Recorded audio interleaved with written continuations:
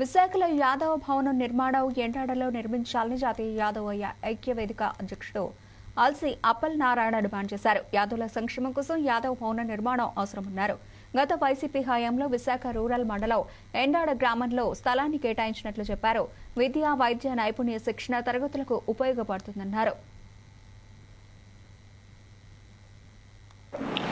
నమో భగవతే వాసుదేవాయ నమః. అందరికీ నమస్కారం అండి. ఈరోజు ప్రత్యేక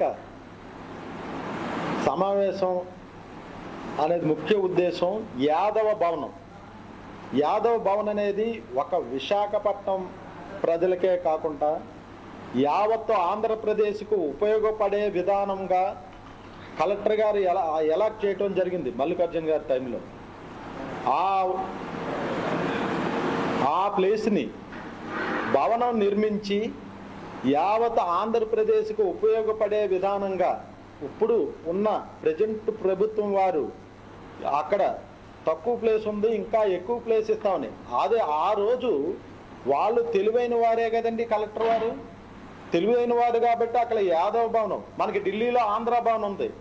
అదేవిధంగా విశాఖపట్నంలో ఒక యాదవ భవనం యావత్ ఆంధ్రప్రదేశ్కి ఉపయోగపడే విధంగా ఉంటుందని ఆ రోజు కలెక్టర్ మల్లికార్జున గారు ఆనాటి నాయకులు ఉద్దేశించి ఇచ్చిన ప్లేస్ అండి అది. ఆ ప్లేస్ భవనం కోసమే మా పోరాటం, మా ఆశ. విశాఖపట్నంలో యాదవులకి పూర్తిగా అన్యాయం జరుగుతుంది అన్ని విధాలుగా కూడా.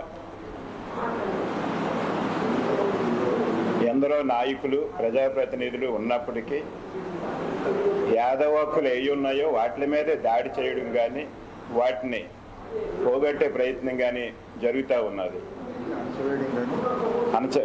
అణచవేతకి ఈరోజు గురవుతూ ఉన్నాం యాదవులు. మరి గతంలో మరి ఎప్పుడూ కూడా యాదవ సంఘానికి ఒక బిల్డింగ్ అంటూ ఏదీ లేదు. అధిక శాతం యాదవులు ఉన్నప్పటికీ మరి ఈ ప్రాంతంలో కానీ, ఈ జిల్లాలో కానీ, ఈ రాష్ట్రంలో కానీ మరి విశాఖపట్నంలో యాదవులకు పూర్తిగా అన్యాయం జరిగిందనే చెప్పాలి, ఏ విధంగా చూసినా సరే.